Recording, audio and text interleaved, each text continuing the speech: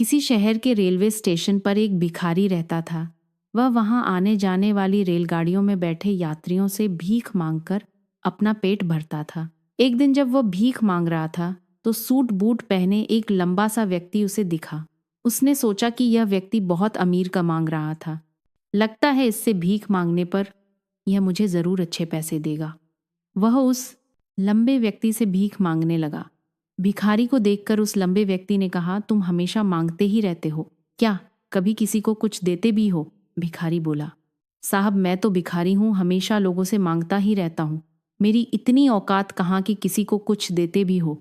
सकून लंबा व्यक्ति बोला, जब किसी को कुछ दे नहीं सकते तो तुम्हें मांगने का भी कोई हक नहीं है। मैं एक व्यापारी हूं और लेन देन में ही विश्वास करता हूं। अगर तुम्हारे पास मुझे कुछ देने को हो तभी मैं तुम्हें बदले में कुछ दे सकता हूं। इतना कहने के बाद वह लंबा आदमी ट्रेन में बैठकर चला गया। इधर भिखारी उसकी कही गई बात के बारे में सोचने लगा। उस लंबे व्यक्ति के द्वारा कही गई बात उस भिखारी के दिल में उतर गई। वह सोचने लगा कि शायद मुझे भीख में अधिक पैसा इसीलिए नहीं मिलता क्योंकि मैं उसके बदले में किसी को कुछ दे नहीं पाता हूं। लेकिन मैं तो भिखारी हूं, किसी को कुछ देने लायक भी नहीं हूं। लेकिन कब तक मैं लोगों को बिना कुछ दिए केवल मांगता ही रहूंगा। बहुत सोचने के बाद उस भिखारी ने निर्णय किया कि जो भी व्यक्ति उसे भीख देगा उसके बदले में वह भी उस व्यक्ति को कुछ जरूर देगा। लेकिन अब उसके दिमाग में यह प्रश्न चल रहा था कि वह खुद भिखारी है तो भीख के बदले में वह दूसरों को क्या दे सकता है। इस बात को सोचते हुए 2 दिन हो गए, लेकिन उसे अपने प्रश्न का कोई उत्तर नहीं मिला था। तीसरे दिन जब वह स्टेशन के पास बैठा हुआ था तभी उसकी नज़र कुछ फूलों पर पड़ी जो स्टेशन के आसपास के पौधों पर खिल रहे थे। उसने सोचा, क्यों ना मैं लोगों को भीख के बदले कुछ फूल दे दिया करूं। उसको अपना यह विचार अच्छा लगा और उसने वहां से कुछ फूल तोड़ लिए। अब वह ट्रेन में भीख मांगने पहुंचा। अब जब भी कोई उसे भीख देता तो उसके बदले में वह भीख देने वाले को कुछ फूल दे देता। उन फूलों को लोग खुश होकर अपने पास रख लेते थे। अब भिखारी रोज फूल तोड़ता और भीख के बदले में उन फूलों को लोगों में बांट देता था। कुछ ही दिनों में उसने महसूस किया कि अब उसे बहुत अधिक लोग भीख देने लगे हैं। वह स्टेशन के पास के सभी फूलों को तोड़ लाता था।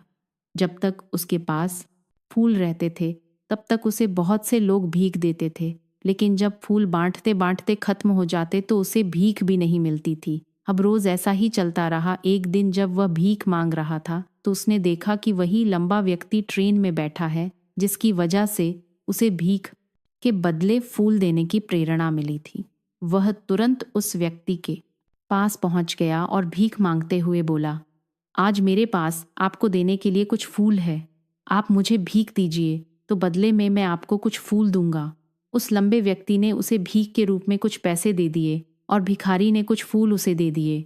उस लंबे व्यक्ति को बात बहुत पसंद आई। वह बोला, वाह क्या बात है, आज तुम भी मेरी तरह एक व्यापारी बन गई हो। इतना कहकर फूल लेकर वह लंबा व्यक्ति अपने स्टेशन पर उतर गया। लेकिन उस लंबे व्यक्ति द्वारा कही गई बात एक बार फिर से उस भिखारी के दिल में उतर गई। वह बार बार उस लंबे व्यक्ति के द्वारा कही गई बात के बारे में सोचने लगा और बहुत खुश होने लगा। उसकी आंखें अब चमकने लगी। उसे लगने लगा कि अब उसके हाथ सफलता की वह चाबी लग गई है जिसके द्वारा वह अपने जीवन को बदल सकता है।